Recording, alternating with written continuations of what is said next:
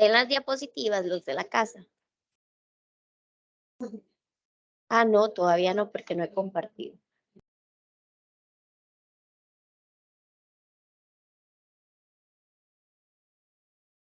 Chicos, ¿en la casa ya ven las diapositivas? Sí, profe.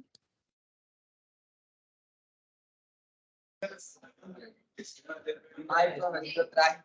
¿qué? Chiquillos, ¿qué, mi amor?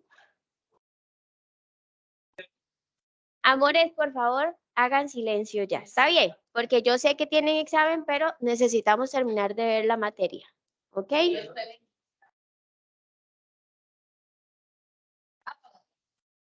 No se me duerman. Ok, bueno, hoy finalizamos con mi materia, ¿verdad? Y con lo que es el curso de farmacología. Sin embargo, recordar y que quede grabadito que la siguiente semana tenemos el segundo parcial y que la siguiente, o sea, de hoy en 15, tenemos el examen final, ¿ok? Por decisión de todos.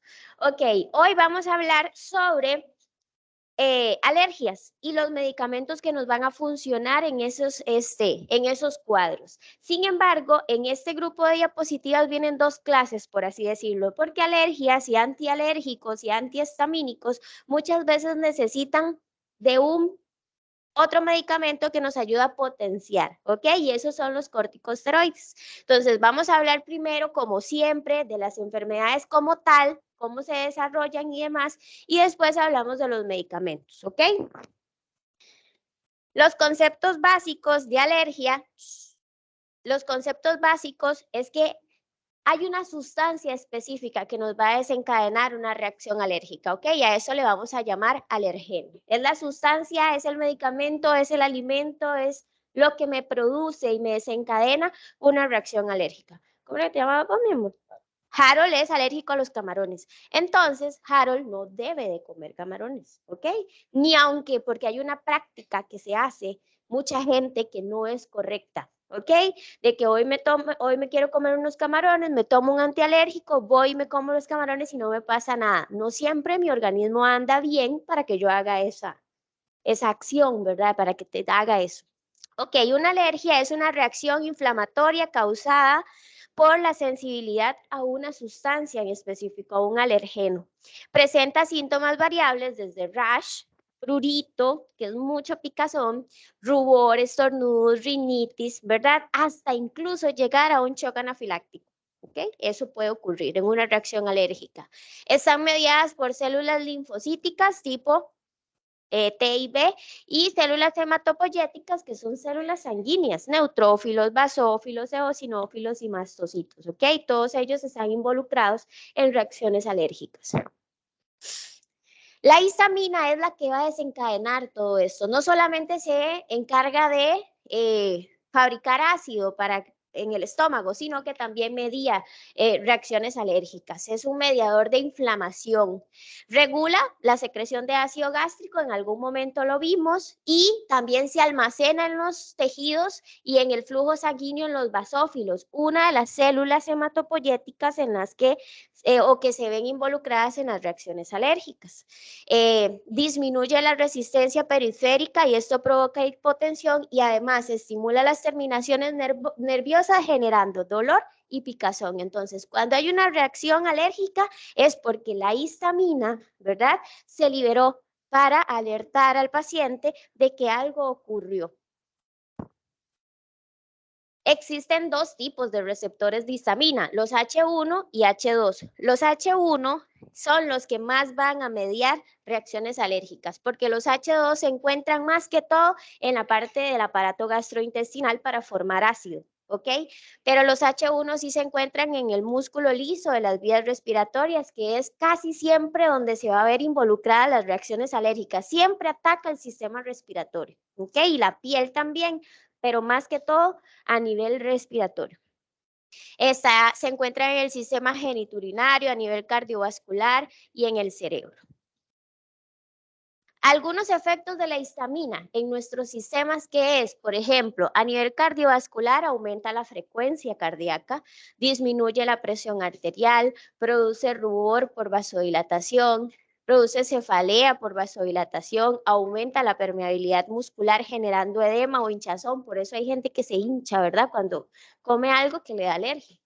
A nivel del tracto gastrointestinal aumenta la secreción de ácido clorhídrico y a nivel del sistema respiratorio, que es donde más va a afectar en cuestión de alergias, produce broncoconstricción, ¿ok?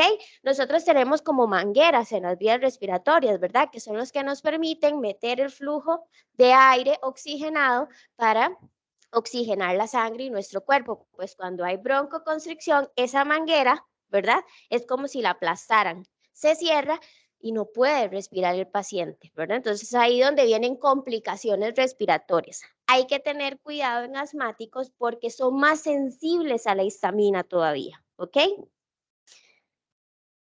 Una liberación de histamina se puede dar por dos formas: inmunológica, porque ocurre porque sí en mi cuerpo, por reacciones tipo 1 o tipo 2, que haya o no previa sensibilización de inmunoglobulinas. ¿Qué son las inmunoglobulinas? Anticuerpos, ¿ok?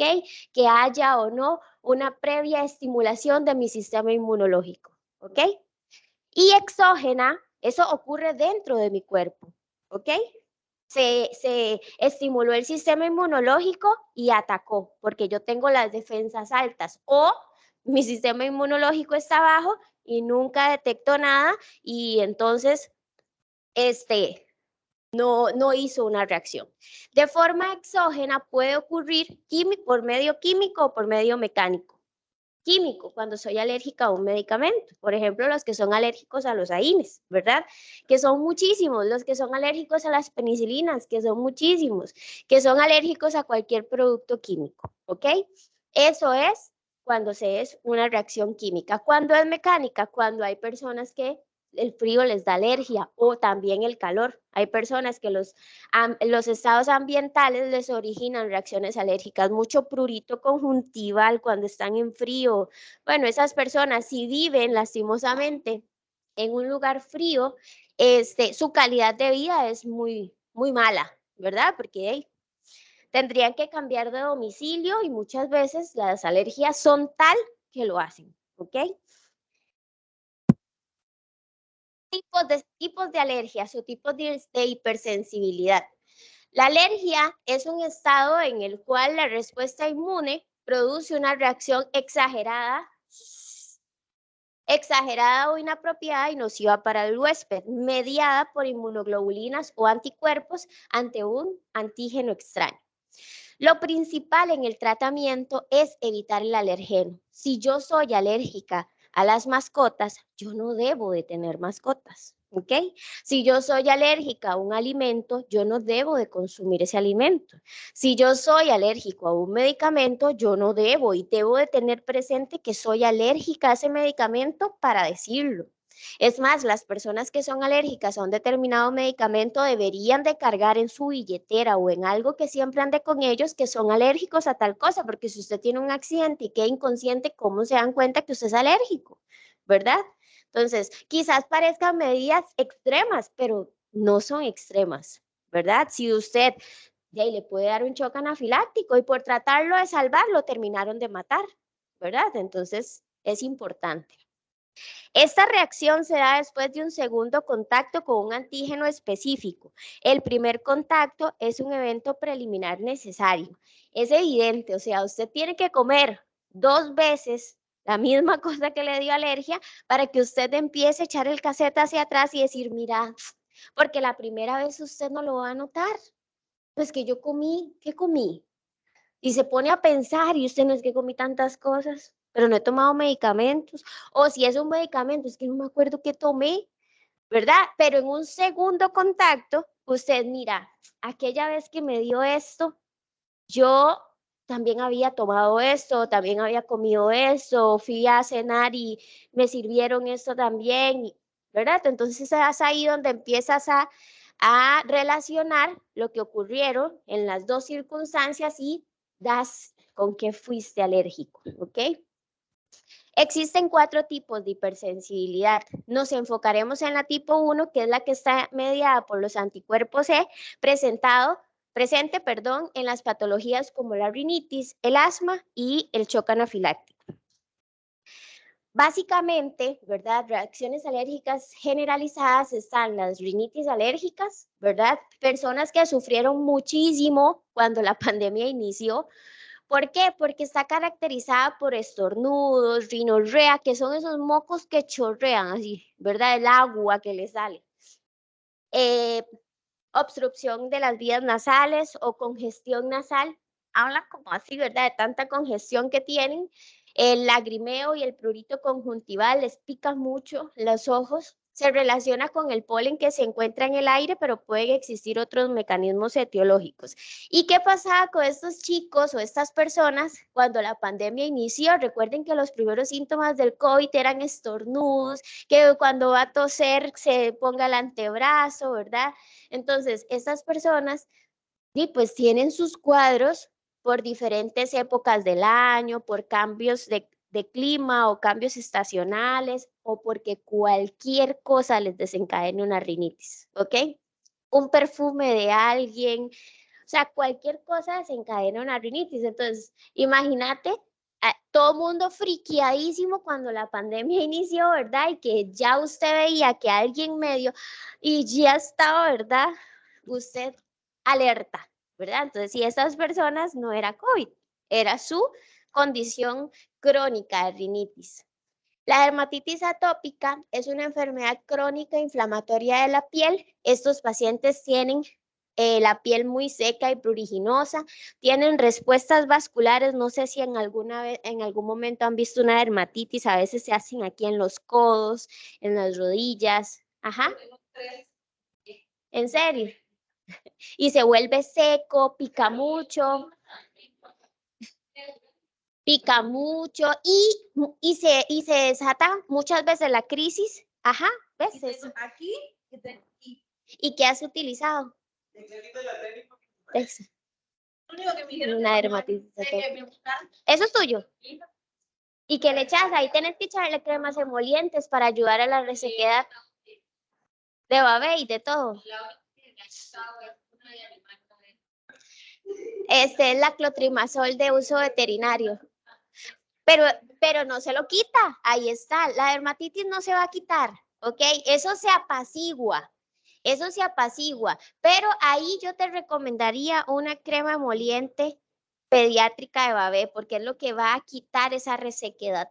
Digamos, no se va a quitar el problema, pero la resequedad sí. Digamos, sí ayuda a lo que el pie está tan reseco o alguna crema con urea. Eso va a ayudarle a la resequedad porque cuando está reseco, más pica. ¿Ok? Sí, eso es un pecado. Eso es un pecado. Cuando están estresados, ¿cómo se llama? ¿Cómo? Yariel ahorita Yariel está estresadísima por el examen, entonces eso lo anda desatadísimo. Sí, pero no, y eso no, y puede quitarse visualmente. Vean ahí lo que dice. Las respuestas vasculares cutáneas son respuestas vasculares cutáneas anómalas, como lo que tienen tanto la hija de ella como Yari. Afecta la cara, las manos y los pies y el prurito o la picazón aumenta con el estrés. Entonces, y ahí viene, cuando están estresados y esas respuestas vasculares se les desatan, se estresan más y más les salen. Ajá, es peor. Entonces, hay que utilizar tratamientos que ayuden a atenuar. Hay que utilizar tratamientos que ayuden a atenuar la picazón, ¿verdad? Como antialérgicos. La urticaria afecta la superficie de la dermis, originando pápulas bien circunscritas con bordes eritematosos y elevados. Este pareciera un hongo, pero ¿cómo logro yo discernir entre un hongo y una urticaria?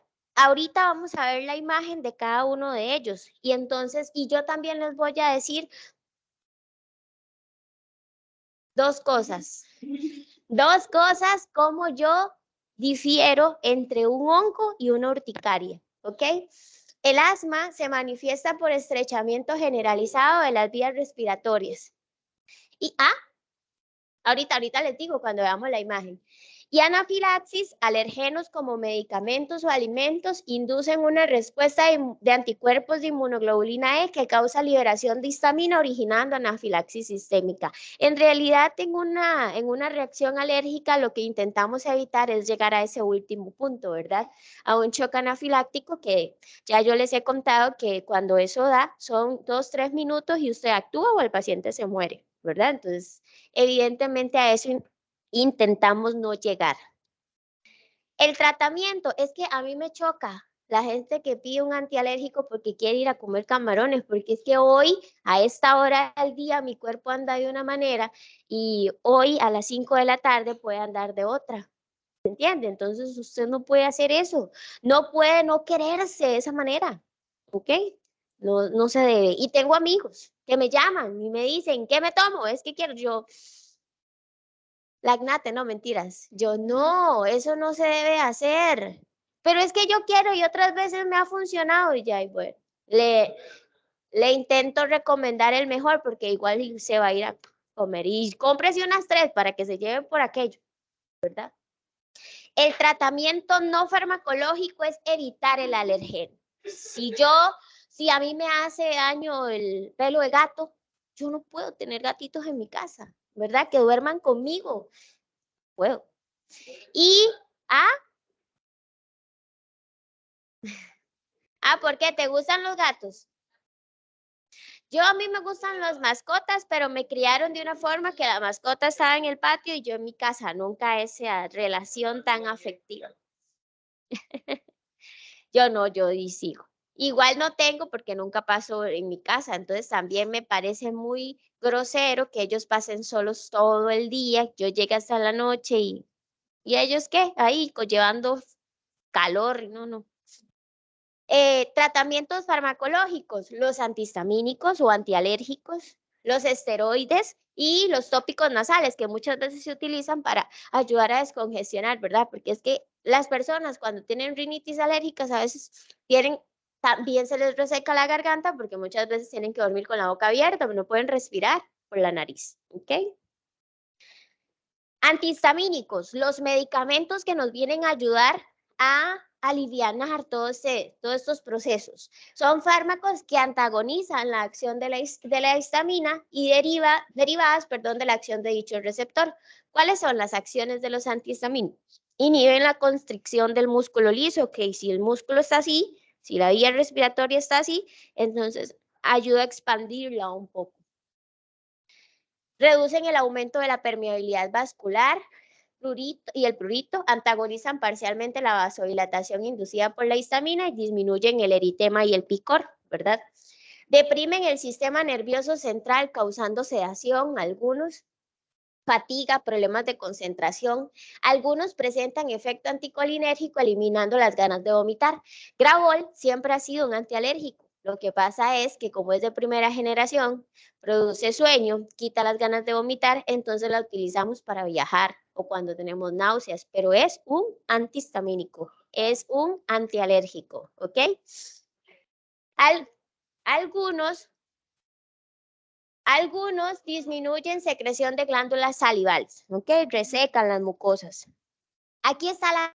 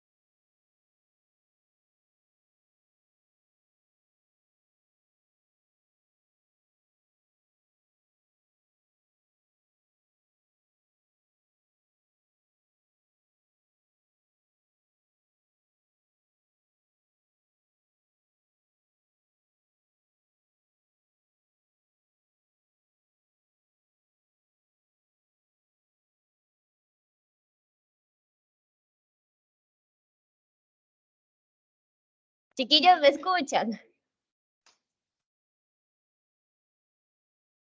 Sí, profe. O- Sí, profe. ok, iban conmigo, pero fue que la REU nos sacó, pero sí iban conmigo, ¿verdad? Sí, profe.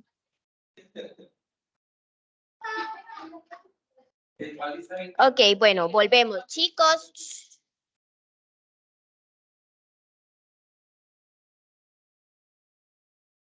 Sí ven las diapositivas, ¿verdad? Sí, profe. Ok, gracias.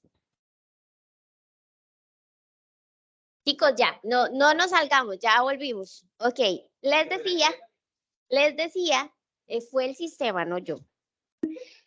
Les decía que en esta primera diapositiva les enseño la clasificación. ¿Se acuerdan que cefalosporinas tenía familias, generaciones? Los antihistamínicos también. Y siempre recuerden, cuando hay generaciones han habido mejoras en los productos, ¿ok? De alguna u otra forma. O los de primera generación quizás nos ayudaban, pero causaban algo, quizás más efectos secundarios que los de tercera que han venido mejorando, ¿ok? Los de primera generación, correcto, sí. Los de primera generación bloquean los receptores tanto H1 centrales como periféricos, entonces causan sedación, ¿ok? Mucho sueño. No son selectivos, actúan también sobre los receptores de dopamina, serotonina y adrenérgicos. Aquellos dos los voy a separar.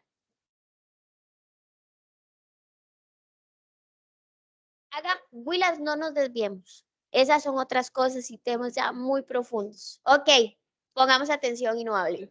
Segunda generación, no atraviesan en... Willas, ya me tienen descontrolada, por favor.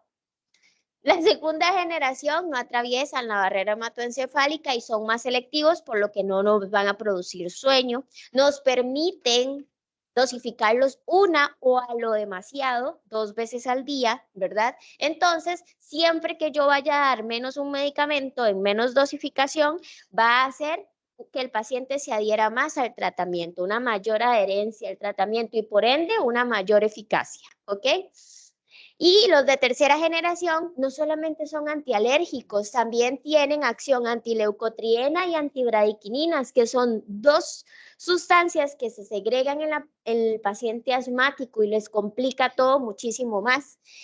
Tienen poco efecto sobre el sistema nervioso central y son los menos cardiotóxicos, son los que menos me van a afectar a un paciente cardiópata, son el que voy a elegir cuando un paciente es hipertenso, cuando tiene un marcapasos, cuando ha tenido un paro cardíaco, cuando ha tenido una angina, cuando ha tenido, ¿verdad? Son los que yo voy a utilizar. No me voy a ir a arriesgar a darle uno de primera generación, ¿verdad? ¿Qué pasó, Mac? Leucotriena. Antileucotriena. Está al revés. ¿Cómo? Correcto. Ok, estas son las características de cada una de las generaciones. Los medicamentos están ahí agrupados en primera, segunda y tercera generación. ¿Quiénes son de primera generación? La difenidramina es un antihistamínico de primera generación, tiene todos esos nombres comerciales y un montón más. Lo que pasa es que ahí ponemos pocos. Benadryl, Nervesa, Caladryl, Alergical, el Perebrol lo contiene, el Alergel, el dimenhidrinato que lo hemos utilizado para viajar porque nos da sensación de que calma las ganas de vomitar y todo eso, sí, es porque tiene propiedades anticolinérgicas, pero en realidad es un antihistamínico, es un antialérgico, ¿ok? El Gravol, Dramamine, Viajesan son nombres comerciales del dimenhidrinato. La clorfeniramina es la diclorfen, la clorotrimetón, Prilon, son nombres comerciales que tiene. La meclicina es la famodil. Hay personas a las que le da sueño, hay personas a las que no, pero está en la categoría de ¿qué? De sueño. Y la hidroxicina, que es la Tarax, de hecho la hidroxicina la dan en la caja cuando a las personas les cuesta mucho dormir, ¿verdad? Porque es que produce mucho sueño, entonces en la caja es así. A veces, desafortunadamente, para los 5 productos que tienen, que todos los médicos puedan recomendar, porque hay protocolos que un médico general no puede recomendar tal cosa, solo el gastroenterólogo, solo especialistas, ¿verdad? Entonces, Para las cosas, tantas cosas que hay que tratar en la caja y a tantos pacientes que se ve, entonces muchas veces utilizan los efectos secundarios de un medicamento para tratar lo que les está ocurriendo, ¿ok? En la segunda generación podemos encontrar la loratadina como claritine, talorat, efectine, la cetiricina como talerdin, la rupatadina como rupax y evastina como alerno. Hay dos medicamentos de segunda generación y uno de tercera que vienen unidos a una molécula de pseudoefedrina, que son, por ejemplo, la talorat D, la talerdin D o la alegra D. Esa unión a la pseudoefedrina le ayuda al paciente a descongestionar más rápido, ¿ok? Pero no se puede utilizar en pacientes que tengan cardiopatías o que sean hipertensos, porque la pseudoefedrina les va a aumentar mucho la presión. Entonces, si el paciente está tratado, si el paciente se toma su tratamiento, ¿verdad? Y está muy congestionado, se lo podemos usar, pero si es responsable, es que a veces usted le pregunta a un paciente, ¿usted es hipertenso? Ay, sí, en la clínica dicen que sí, pero yo no soy hipertenso. Y la presión voladísima, ¿verdad? Entonces usted no se la va a jugar, usted no le da mejor a ese paciente, porque dicen que en la clínica, o sea, él no es catalogado personalmente como hipertenso, pero si es hipertenso y menos se toma el tratamiento, entonces mejor le da un antialérgico convencional, ¿ok? De tercera generación, que eran los que vamos a utilizar en aquellos pacientes que tienen problemas cardiópatas o en asmáticos que son complicados, se encuentra la fexofenadina, que la caja la tiene, por cierto. Es la Alegra, Fexofen, Fenax, Rimport, hay muchísimas, Afexina, hay muchísimas marcas. Ahí les pongo esas. La epinacina es el flurinol, fue un antialérgico buenísimo que existió, perdió registro y aquí en Costa Rica es mejor sacar el medicamento del mercado que volverlo a registrar, porque el Ministerio de Salud es complicadísimo. Entonces los laboratorios, aunque un producto sea muy bueno, prefieren mejor retirarlo del mercado. ¿Okay? Entonces actualmente no está, pero era muy bueno. Y la desloratadina, que es el Aerius o el Losiral, ¿ok? Son los que vamos a utilizar en aquellos pacientitos que tienen problemitas cardíacos o que son muy asmáticos muy severos, ¿ok?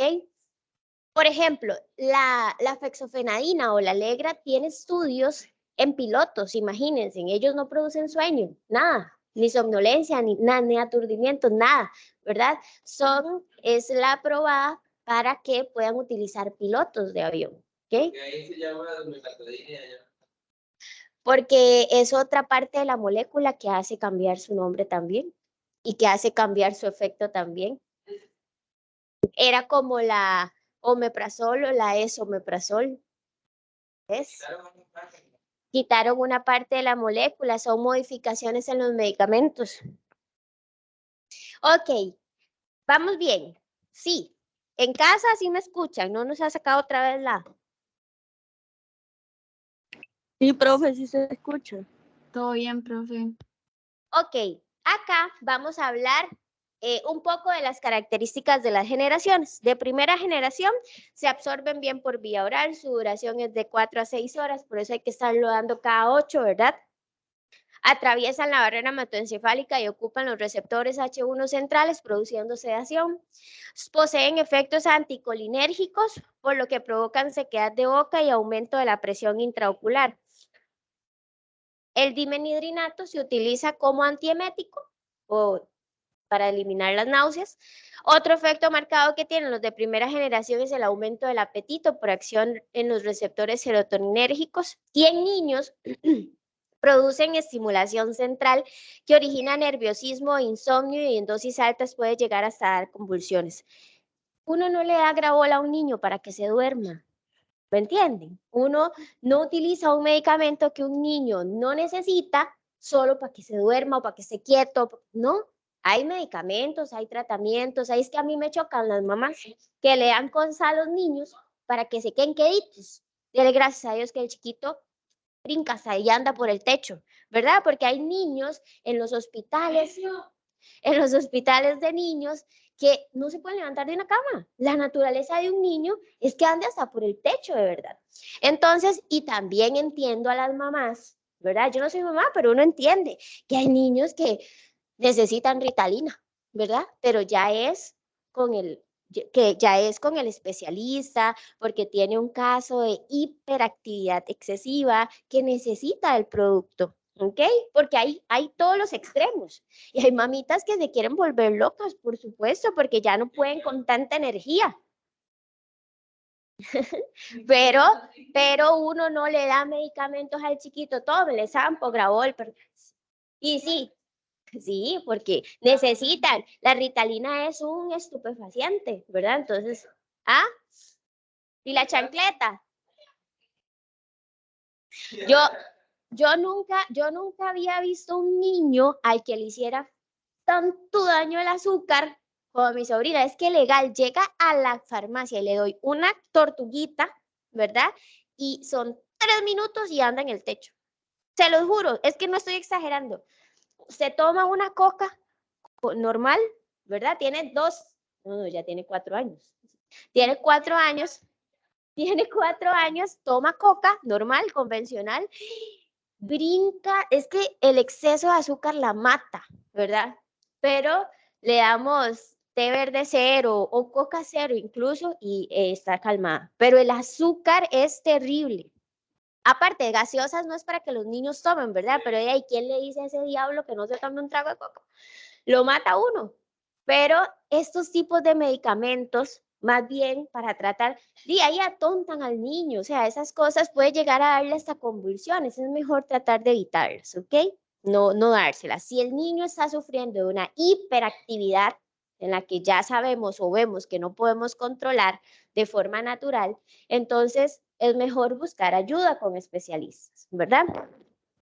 El bloqueo muscarínico provoca sequedad de boca, de mucosas y de problemas de micción en los ojos. No se debe de tomar con alcohol, ningún medicamento se debe de tomar con alcohol, pero estos menos porque pueden causar mucho más sedación.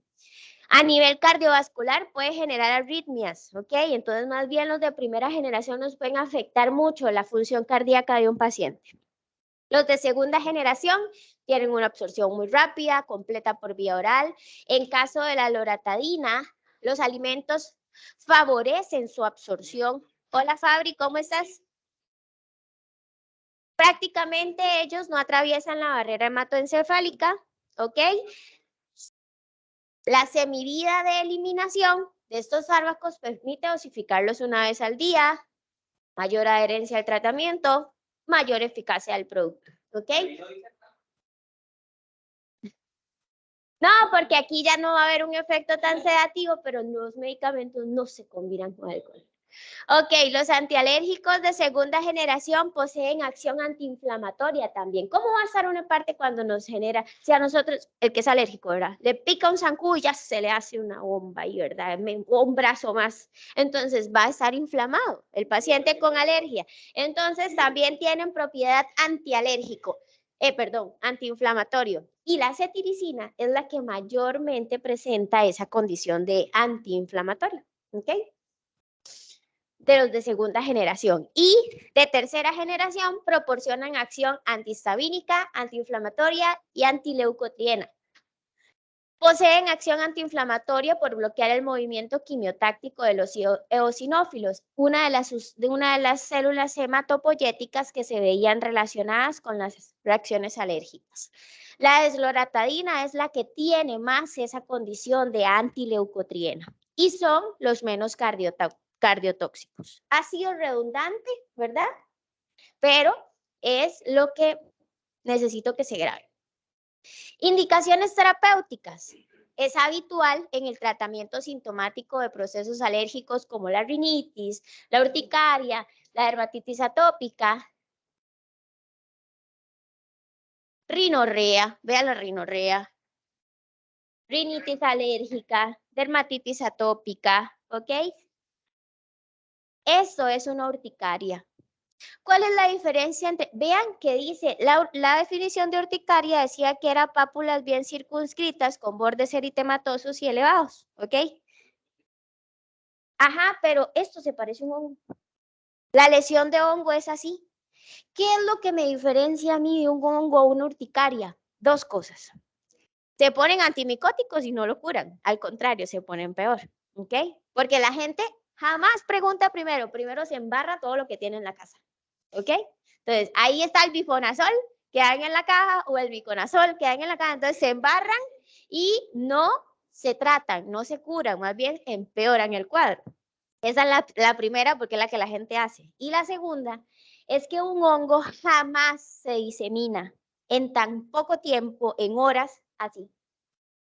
Tienen que pasar meses para que esto ocurra, para que eso se disemine a todo el tronco. Pero una urticaria se disemina en horas, ¿ok? En menos de 24 horas el paciente ya está así. Entonces eso es una reacción alérgica, una urticaria.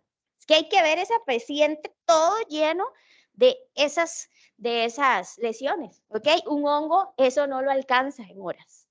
Ese es el diagnóstico diferencial. ¿Qué hace una patología que no la hace la otra y por qué sí es esta y por qué no es esta? ¿Ok? Eso se parece muchísimo a un hongo, pero no es un hongo por eso. No se disemina tan rápido, jamás. Ok, en el asma bronquial, los antialérgicos tienen una eficacia muy limitada y no se pueden utilizar como tratamientos únicos. Ahí hay que utilizar productos ya esteroides. Sin embargo, son beneficiosos cuando cursan con rinitis alérgica y se utilizan en combinación con antileucotrienos. Vean en esta imagen un bronquiolo normal y un bronquiolo de un paciente asmático. Vean cómo está ese paso, ¿verdad? Está despejado, está desinflamado, no hay mucosidad, pero vean cuando hay una crisis en un paciente asmático, está cerrada esa manguerita por donde entra el aire completamente, ¿ok? Llena de mucosidad, inflamada, cerrada, está en broncoconstricción, ¿ok? Aquí está vasodilatado, ¿ok? Y pues evidentemente necesitan muchas veces hasta de estas bombas, ¿verdad? Para poder ayudar. Los antialérgicos constituyen el tratamiento de elección para la urticaria y el angioedema. Hay gente que les pica una abeja y les puedo picar en el pie, pero se ponen así en la cara, ¿ok?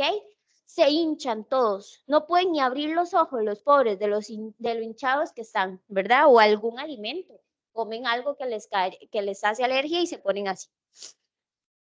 En dermatitis atópica y en algunos casos de dermatitis por contacto reducen eficazmente el prurito o la picazón, inhiben también los síntomas agudos de picadoras de insectos y en reacciones alérgicas a medicamentos. ¿Ve tu lesión aquí donde está? Abajo. Esta es tu lesión. Vos me enseñaste ahorita esta lesión, nada más que en la parte del empeine del pie. Acá, chicos, esto es lo mismo. Ustedes le pueden poner atención porque ahí vienen las dosis, pero todo esto que está aquí, en todas estas diapositivas, es lo mismo de los 3 cuadritos de la clasificación, ¿ok? Todo eso que está aquí es lo mismo que esto, ¿ok? ¿Qué pasó?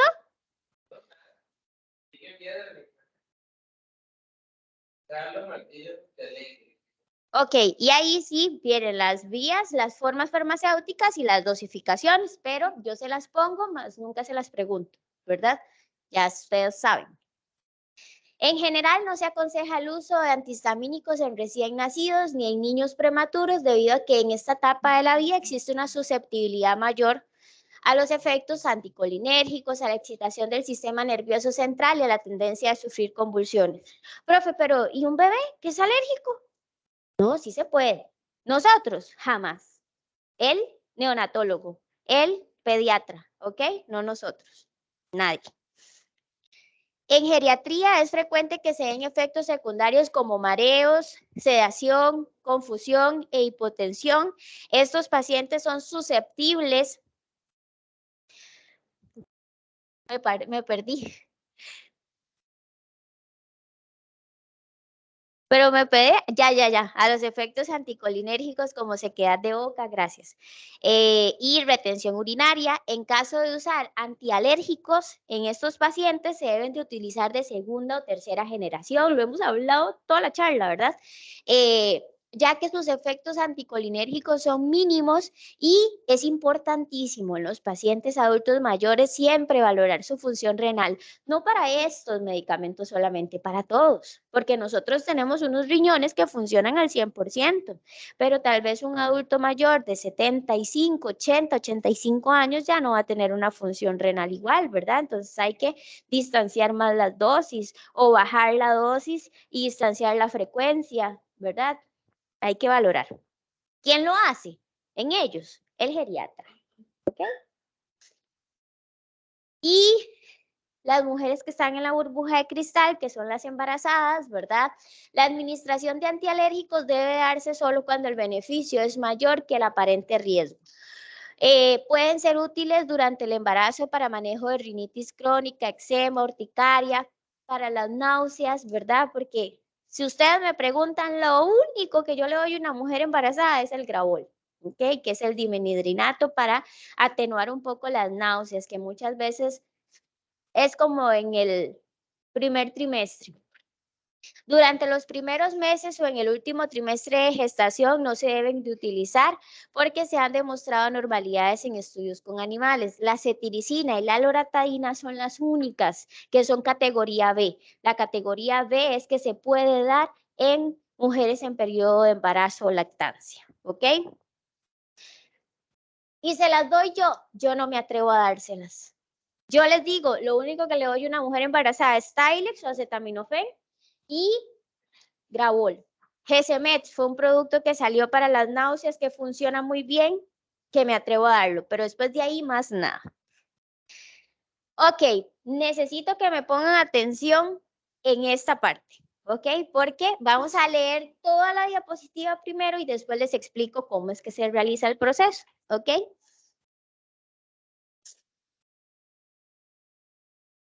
Ok, la inmunoterapia. Anda, yo te cierro. Ay, tiene una M de Marcela, pero yo no cumplo años hoy.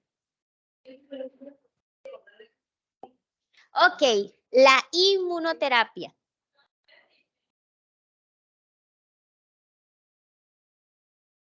Vamos a esperar para que todos me pongan atención.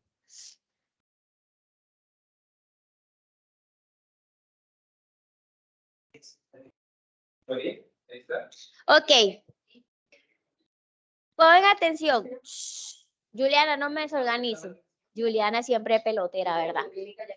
Ok, la inmunoterapia consiste en la administración repetitiva y gradual de una sustancia alérgica a un paciente sensibilizado a ella, en cantidades crecientes durante varios años con la intención de lograr tolerancia. Esto conduce a la reducción de los síntomas que se presentan después de la exposición al alergeno. Las vacunas se aplican una vez por semana, aumentando paulatinamente la concentración y la cantidad real de estos alergenos. La concentración final a alcanzar y el tiempo que deberá tomar para ello estará determinado por el grado de sensibilidad del paciente. Indicado cuando los síntomas alérgicos son moderados a severos, cuando ocurren de forma continua durante todo el año y no han podido responder bien a los medicamentos de control. El principal efecto secundario de la inmunoterapia es la posibilidad de desencadenar una reacción alérgica, ¿ok? Vamos a ver. Eso es inmunoterapia. Hola, tu nombre. Karina. Ok, Karina resulta que ahora tiene alergia todo el año. Es que antes era solamente cuando cambiaba la estación de invierno a verano que se ponía eso. Pero ahora cualquier cosa ya no saben identificar qué le da alergia, ¿ok? Entonces, Karina tiene una pésima calidad de vida. Ya prueba de todos los antialérgicos habidos y por haber, ya se pone esteroides a cada rato, que más bien la inmunosuprimen más y no le ayudan en absolutamente nada. Entonces, Karina ya decidió, ya fue el dermatólogo le instauró todos los antialérgicos sabidos y por haber, los corticosteroides, hizo esquemas grandísimos, nada, ya nada resuelve. Entonces, Cari va a asistir al alergólogo, ¿ok? Que es el que instaura una terapia con inmunoterapia. Entonces, pueden imaginarse una hoja. Pueden imaginarse una hoja, ¿verdad? Y es que para que también me sigan los de virtual, puede imaginarse una hoja llena y la doblamos a la mitad y la llenamos de agujas, ¿ok? Agujas muy chiquititas, agujas de insulina o estas de tuberculina, ¿ok? Cada una de esas agujas tiene una sustancia que puede desencadenar una reacción alérgica. Camarón, pelo de gato, polen, cemento, tomate, chocolate. Una infinidad de cosas que pueden hacer una reacción alérgica. ¿Ah? ¿Qué pasa? Una infinidad de cosas que pueden desencadenar una reacción alérgica. Todas esas agujas, el alergólogo las tiene perfectamente identificadas, ¿ok? Esa placa con agujas impregnadas de una sustancia se la van a poner, si es chiquitita, eso depende de cada paciente, si es chiquitita, la placa de agujas se la pueden poner en el antebrazo, ¿verdad? Que haga nada más como una ligera fricción. O si ya es muy grande porque la paciente es alérgica a todo como Karina, entonces quizás se la ponen en la espalda, ¿verdad? A que hagan presión esas agujas. Ok, cuando esas agujas empiecen a dar positivo, ¿verdad? Entonces el doctor, el alergólogo sabe, aquí está dando positivo Karina, ¿ok? Resulta que de las 80 agujas, Karina dio alérgica o dio positivo en alergia a 10 sustancias. Entonces, esas 10 sustancias el alergólogo las va a preparar en un frasco multidosis, ¿ok? Y Karina va a tener que aplicarse semanalmente esa sustancia, que va desde 0.2 hasta 0.9, ¿ok? Iniciamos. Brazo derecho, 0.2. La siguiente semana, brazo izquierdo, 0.3. La siguiente semana, 0.4, brazo derecho. 0.5, brazo izquierdo. Y que no se le olvide una semana porque hay que volver a empezar los que ha pasado, ¿ok? Pero, ok, cuando llega a 0.9 en el brazo derecho, digamos, ¿ok? La siguiente semana se devuelve 0.8, brazo izquierdo, 0.7, brazo derecho, 0.6, hasta que otra vez vuelve a iniciar. Y el alergólogo le va a dejar citas periódicas porque ese frasco cambia de concentraciones entre una cita y otra, ¿ok? Cuando ya se acaba ese frasco, entonces vuelve a la cita con el alergólogo, vuelve a ver cómo han ido sus evoluciones, ¿verdad? ¿Qué es lo que hace esa inyección de alergenos? Estimula. O sea, es como darle a oler algo a alguien, ¿verdad? Eso es darle a oler al sistema inmunológico que lo detecta, pero no fue la cantidad suficiente para hacer una reacción alérgica. Entonces él se va fortaleciendo, va tolerando más esa sustancia o ese grupo de sustancias a las que Cari reaccionó, ¿verdad? Entonces, el sistema inmunológico lo detecta, pero no. Sí, pero no, ¿verdad? Entonces se va fortaleciendo, va aceptando más. ¿Para qué es todo esto? Para que cuando Karina realmente tenga un contacto con ese alergeno que lo desencadenaba su reacción alérgica, ya el sistema inmunológico no reaccione tan feo, ¿verdad? Ya no quiera morirse, Cari, de la alergia y empieza a tolerar más, ¿ok?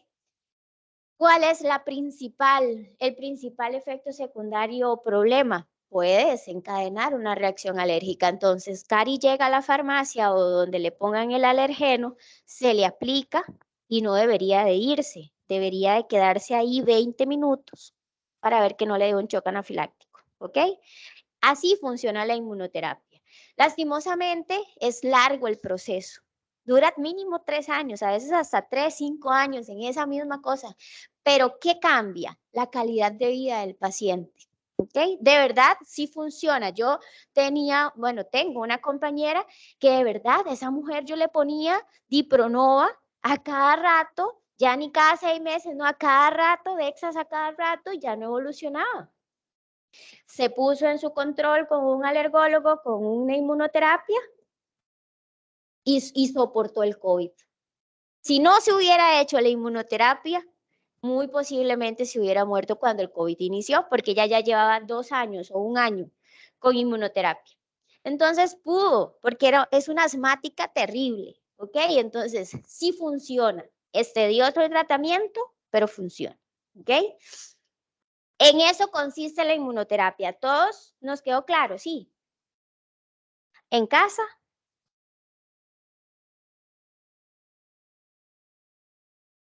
Sí, profe, todo bien. Ok, gracias. También existen tópicos, entre ellos la difenhidramina como el alergel, la alergical, caladril y la clorfenoxamina como el cistral.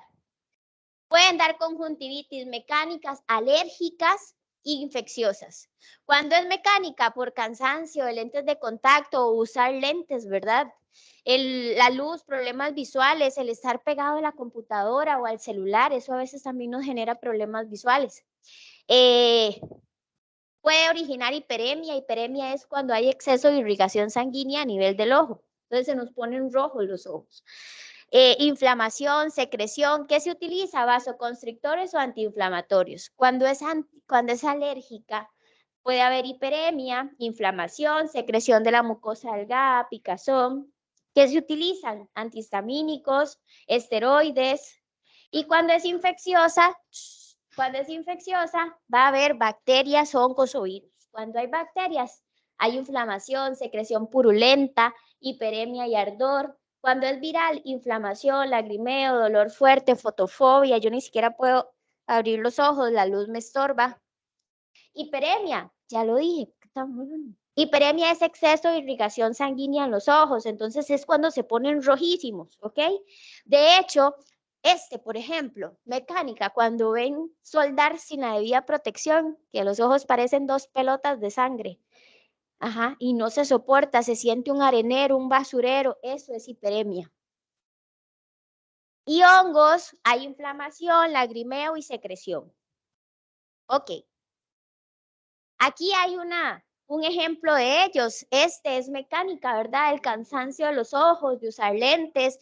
Vean esta imagen. Aquí definitivamente hay bacterias, ¿verdad? Por es que se le pegan los ojos de la secreción purulenta y la gente se echa leche pecho y todas esas cosas. ¿Qué? Usted está como esta. Pero aquí también pueden haber hongos. Y esta es alérgica, ¿verdad? Hay inflamación, ve a este niño hasta que se le ve se le pica, entonces se rasca. Ok. ¿Cómo quedamos hasta aquí todos? ¿Ustedes? Mackenzie está súper bien. ¿Willas? ¿Están bien? Sí. ¿Ustedes? ¿Entendieron todo hasta acá? Ok. ¿Quedó todo claro? ¿O tienen alguna pregunta? ¿Y en la casa? No, profe, Chiquilla. todo bien. Ok, bueno. Entonces, acá terminamos con el tema de antialérgicos, pero vienen de la mano los corticosteroides, ¿ok? Otro grupo de medicamentos. Pongan atención. Los corticosteroides se dividen en mineralocorticoides y glucocorticoides. Los mineralocorticoides están relacionados con el control de agua y electrolitos y la secreción de aldosterona. Y los glucocorticoides están relacionados con el control del metabolismo y la inflamación y la liberación de cortisol. Son utilizados en reacciones alérgicas graves por su acción antiinflamatoria y antialérgica. En las enfermedades alérgicas como la rinitis, la urticaria y la dermatitis por contacto, se utilizan como complemento de los tratamientos primarios. ¿Cuáles son los tratamientos primarios? Los antialérgicos que acabamos de ver, ¿ok? Son muy utilizados en el asma, incluso existen preparados que se inhalan que no tienen tantos efectos sistémicos porque se inactivan en el hígado, nada más me ayudan como de forma local, ¿ok? Su mecanismo de acción, tienen acción antiinflamatoria, ya que inhiben la COX-2, lo que origina una disminución de la síntesis de prostaglandinas. También inhiben la liberación de histamina y estabilizan la membrana de los lisosomas de las células fagocíticas. Entonces, vean cómo ahí hay dos mecanismos de acción importantes. Son antiinflamatorios, ¿verdad? Y disminuyen la síntesis de histamina, ¿ok? Por eso es que son tan potentes. Cuando se sintetizan corticosteroides, se busca siempre que tengan mayor semivida que los naturales y que sean específicos de un solo tipo de receptor. ¿Cuáles son los corticosteroides? Todos esos. No son un montón, son 7 productos, pero son muy efectivos, ¿ok? La prednisona, la prednisolona, metilprednisolona, hidrocortisona, betametasona, deflexacort y dexametasona, ¿ok? Beta y dexa. Son compuestos totalmente diferentes. Lo que pasa es que son con nombres similares, pero son esteroides, pertenecen a esa familia. No siempre. De hecho, vamos a ver, en potencia, betametasona existe en preparados para que te cubran durante 3 meses o para que te cubran durante 6 meses, porque son de una liberación más prolongada. Dexametasona te cubre solo 24 horas. Entonces, son compuestos totalmente diferentes, ¿verdad? Lo que pasa es que nos van a ayudar a lo mismo, pero ahí es donde el profesional va a discernir en qué pone en cada caso. En cada caso, correcto. ¿Por qué? Porque vos no fue que te golpeaste y que se te... Yaudi, ¿verdad? Yaudi se puede jugar bola. Le pegaron un patadón en el tobillo y se le inflamó así, ¿verdad? Entonces, ahí yo no voy a utilizar una de depósito si eso lo va a resolver con 1 o 3 días de aplicarse Dexa, ¿verdad? Pero lo tuyo es crónico. Lo tuyo necesito controlarlo a lo largo de mínimo 3 meses, máximo 6 y ojalá todo el año. ¿Ok? Pero entonces, ahí es donde vienen los compuestos y sí puede ser de muchísima más larga acción la betametasona que la dexametasona. Ok. La farmacocinética. Chiquillos, ya vamos a terminar, pongan atención. Ok, la farmacocinética, dada su naturaleza lipídica, se absorben bien por vía oral, se metabolizan en el hígado, sufriendo cambios estructurales que la hacen más solubles en agua y facilitan su eliminación por medio de la orina. La cortisona y la prednisona no son activos, requieren ser transformados en el hígado, en prednisolona y en cortisol, ¿ok? Los mineralocorticoides, hablando de acciones fisiofarmacológicas, regulan el equilibrio de agua de electrolitos, controlan la función renal, cardiovascular. Los glucocorticoides actúan en casi todos los procesos del cuerpo. Tienen acciones súper variadas y van desde el control de la glicemia hasta el control del crecimiento. Vamos a ver qué hacen en todos los sistemas. A nivel del sistema renal y cardiovascular, los mineralocorticoides aumentan la reabsorción de sodio y por lo tanto la retención de agua, aumentando la eliminación de potasio. Eso quiere decir que aumentan la presión arterial a nivel cardiovascular. Los glucocorticoides aumentan el efecto opresor de las catecolaminas de los vasos sanguíneos, o sea, aumentan la presión, ¿ok? A nivel del metabolismo, tienen acción hiperglicemiante y diabetogénica. En el hígado, los glucocorticoides aumentan la síntesis de las enzimas que participan en la gluconeogénesis. En los tejidos periféricos inhiben la entrada de glucosa a las células y por ende aumento de la glucosa, ¿ok?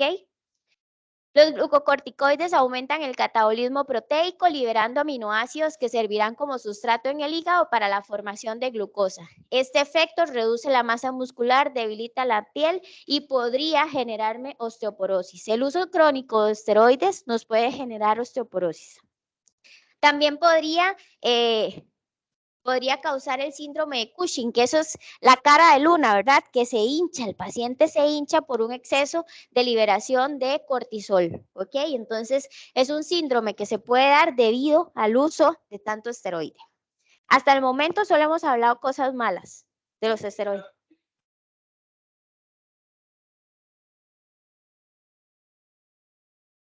¿Qué ver con esteroides?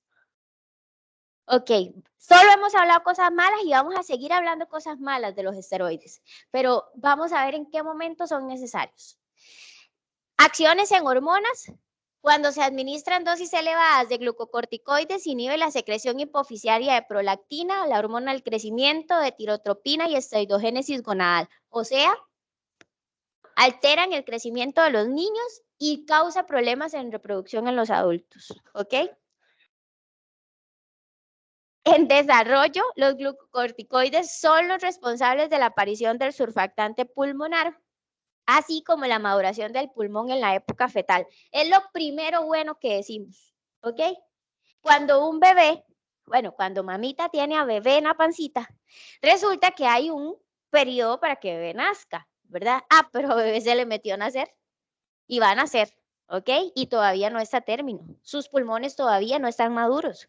Cuando ese bebé salga por cesárea, por parto natural o ¿verdad? Ese bebé en el primer soplo, en la primera aspiración de oxígeno, si ese bebé no tiene los pulmones maduros, no se van a lograr expandir lo suficiente, ¿verdad? Para poder producir la respiración. Entonces, es el primer acto bueno de un esteroide. Se tiene que inyectar a la mamita antes de que bebé nazca para que cuando ya bebé quiere nacer, ya empiezan síntomas, ¿verdad? Ya la mamá tiene que ir a un chequeo porque tuvo un sangrado, porque entonces ya le hacen ultrasonido y el doctor dice, no, es que este bebé ya quiere nacer. Vamos a sostenerlo todo lo que podamos y la vamos a inyectar con un esteroide para que se le maduren los pulmones al bebé, ¿ok?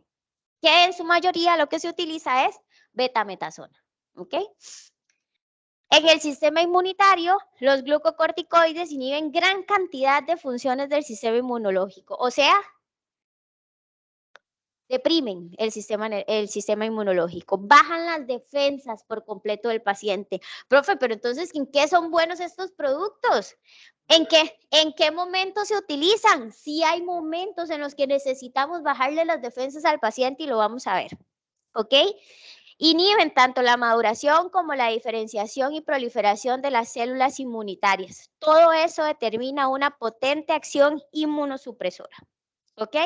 Todo lo que hemos venido hablando son efectos negativos, pero a veces son efectos necesarios. El tratamiento con corticosteroides puede mantenerse en dosis altas durante unos días.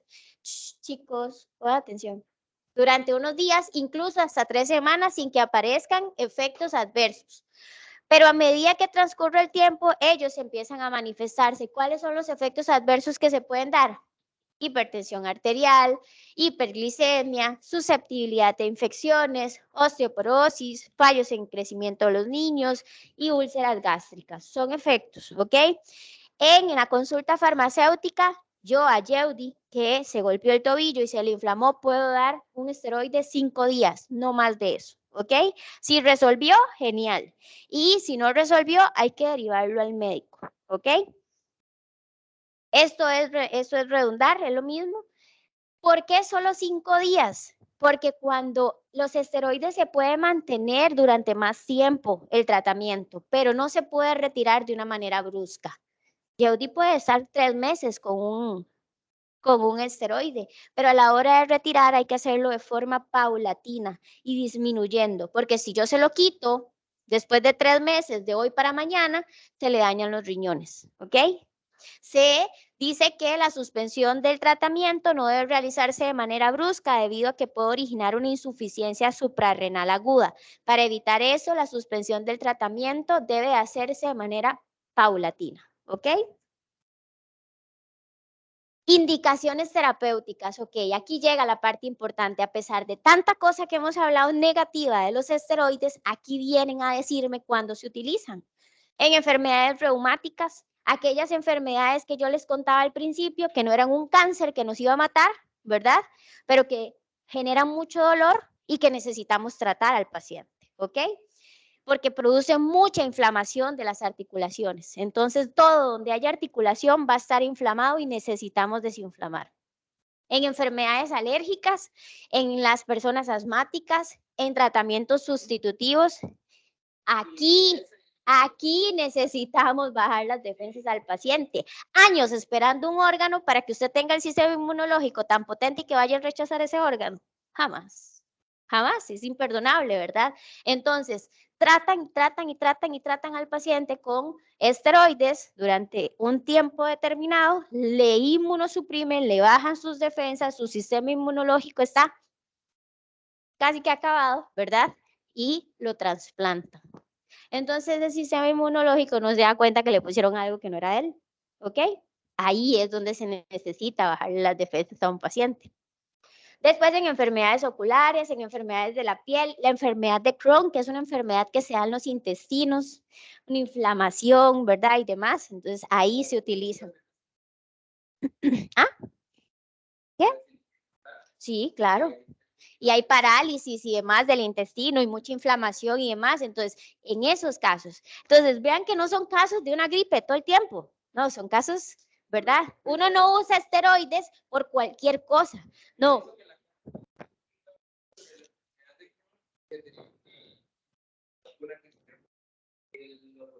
¿En serio?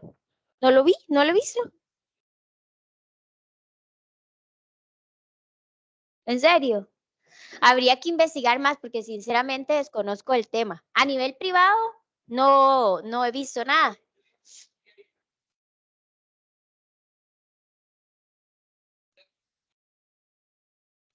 Sí.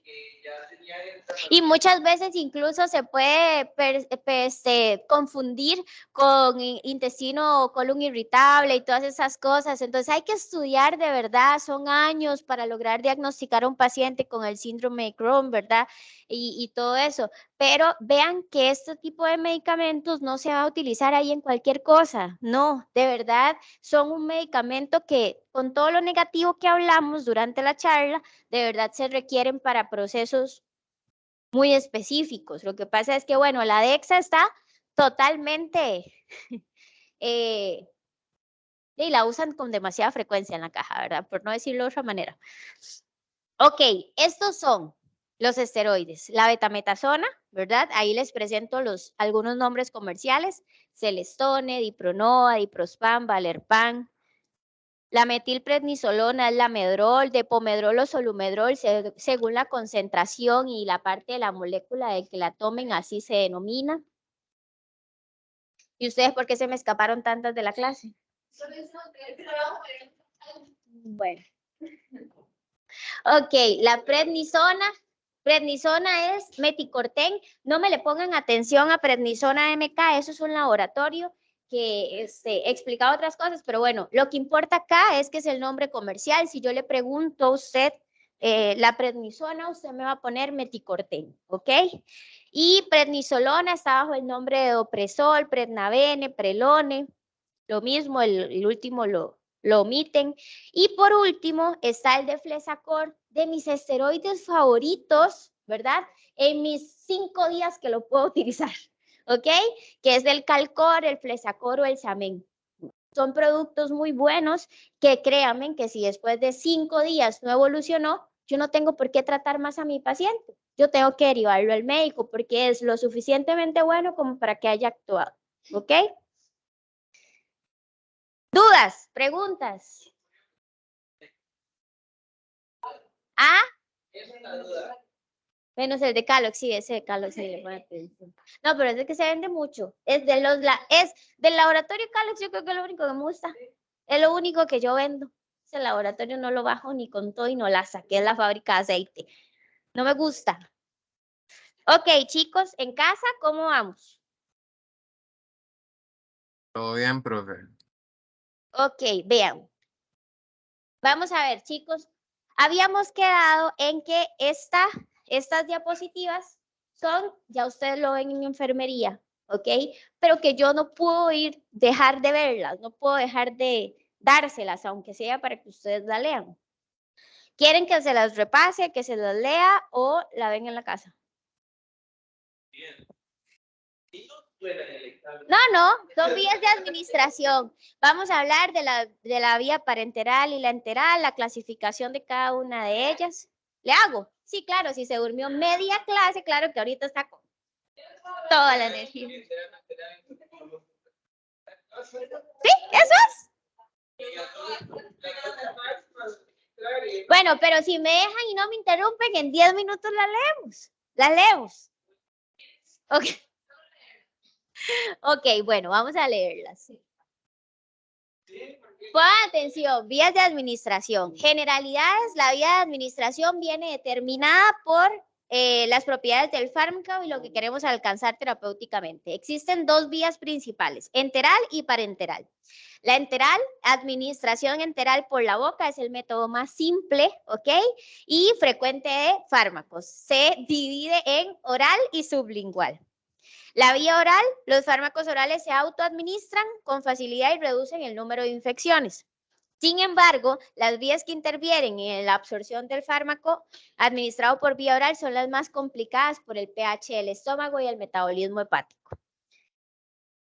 Existen preparados con capa entérica y eso es una cubierta que se le hace al medicamento para 2 cosas, sea proteger el medicamento del organismo, del pH, ¿ok? Del ácido del estómago, o de proteger al estómago de lo irritante que puede ser el medicamento. ¿Ok? Y eso es lo que hace una capa entérica. Un preparado con liberación prolongada, estos tienen cubiertas o ingredientes especiales que controlan la rapidez con la cual un medicamento se libera en el organismo. Un mayor tiempo de acción puede mejorar la adherencia del paciente al tratamiento, ya que tomará con menos frecuencia el medicamento. Un ejemplo, doloneurobión. Existe doloneurobión N y doloneurobión XR, ¿ok? Doloneurobión N no tiene liberación prolongada. Se absorbe completamente y genera una analgesia que solo va a durar 8 horas. Por eso a las 8 horas usted lo necesita otra vez, ¿ok? Y está la XR, que es la de 24 horas, que tiene extension release, que significa liberación prolongada o liberación retardada, y que va a durar 24 horas. Llega al organismo, se absorbe una primera parte, ayuda con el dolor, pero durante 24 horas se va a ir liberando para generar una analgesia, ¿ok? Eso es liberación prolongada. Vía sublingual, la colocación bajo la lengua permite que el fármaco difunda a través de la red capilar y por ende su penetración sea directa en la circulación sistémica. Es de rápida absorción, comodidad de administración, baja incidencia de infecciones y evita problemas gastrointestinales y el metabolismo hepático. La parenteral, esta vía introduce los fármacos directamente a la circulación sanguínea u otros tejidos vasculares. Se utilizan fármacos que se absorben mal en el estómago o que son inestables en el tubo ácido. Proporciona un máximo control de la dosis real que llega al organismo, pero ojo, si algo le hizo daño en una intravenosa, no hay cómo sacárselo de la sangre, ¿verdad? O sea, cuando usted se toma una pastilla y algo le cae mal, usted incluso puede tratar de vomitar, ¿verdad? Pero si es algo intravenoso, ¿cómo lo saca de ahí? Ahí ya hay que poner otros medicamentos que le ayuden a contrarrestar los efectos que le están dando. Se subdividen en intravenoso, intramuscular y subcutáneo. Intravenoso evita el tracto gastrointestinal. La vía intravenosa es ventajosa para administrar sustancias capaces de causar irritación cuando se administran por otras vías. Y además, el fármaco es diluido con rapidez en la sangre. Nada hace tan rápido como una solución intravenosa, ¿verdad? Nada. Además que la vía intravenosa puede reducir reacciones adversas por la llegada reacciones adversas por la llegada demasiado rápida de elevadas concentraciones del fármaco al plasma. Es lo que pasa con la tramal. La gente no es que sea alérgica a la tramal, es que la descompensa cuando se pasa muy rápido, ¿ok? Porque baja la presión. Intramuscular, la absorción de los fármacos son en solución acuosa es rápida, mientras que en preparados de liberación prolongada es más lenta. En estos últimos, cuando el vehículo se difunde fuera del músculo, el fármaco se precipita en el lugar de la inyección. Ojo, ahí es donde se hacen pelotas en las nalgas del paciente. ¿Ok? Cuando uno va a poner una intramuscular, uno pues lo hace con las técnicas que se requieren, con la asepsia que se requiere, en el ángulo que se requiere, porque es intramuscular. Hay pacientes que llegan y dicen, ay, póngame con una aguja chiquitita. No, usted es un adulto y necesito garantizar que ese líquido se aloje en el músculo. Y con una chiquitita, si acaso le llegará a las primeras 2 capas de la piel, no llega hasta el músculo, ¿verdad? Entonces, por eso necesito que sea la aguja de 22 por 1,5, que es la aguja negra normal, ¿ok? En el depósito de las precipitaciones a menudo consiste en una suspensión del fármaco en un vehículo no acuoso como el polietilenglicol. Y la vía subcutánea, esta vía de administración, al igual que la inyección intramuscular, requiere un fenómeno de absorción. Reduce al mínimo los riesgos asociados a la inyección intravenosa y puede ejercer efectos constantes, lentos y sostenidos. Solo que, ojo, no todas las sustancias se pueden poner por vía subcutánea, ¿verdad? Son ciertas y siempre el laboratorio indicará en el medicamento cuál es la posible vía de administración de ese medicamento. No vamos a poner algo intramuscular que es solo intravenoso o algo subcutáneo, lo vamos a poner intramuscular, no. Cada medicamento dice cuál es su vía de administración. Esta vía no debe utilizarse en fármacos que causen irritación tisular, ya que es doloroso y puede causar necrosis o muerte del tejido donde se aplica, ¿ok? Y otras vías ¿verdad? Que existen, que son muchísimo menos frecuentes, son la inhalación oral, intranasal, intraventricular, que es el corazón, la tópica, transdérmica y rectal, ¿ok? Esas son otras vías, pero eso es de muy poco uso, ¿ok? ¿Vieron? Eso fue todo. Qué linda, chiquita, pero habló media clase. Ok, ustedes todo esto lo ven. Ustedes ya llevaron un curso de todo eso, pero era importante verlo. Ok, chicos, ¿alguna duda en casa? No, profe, todo bien. No, profe, todo bien. Lo mínimo. Ok, si todo está bien, entonces es todo por el cuatrimestre. Prepárense para los exámenes que vienen. El quiz se los voy a dejar para que lo hagan durante la Semana Santa. Hasta ustedes que son presenciales, no, el examen no. La próxima semana tenemos examen y de hoy en 15 tenemos examen. Ok, a eso llegaron y quedaron todos de acuerdo. Chao chicos, que Dios me los acompañe. Chao, profe. Chao, hasta luego. profe. Chao, Bye. profe, igual. Chao, que Dios los acompañe.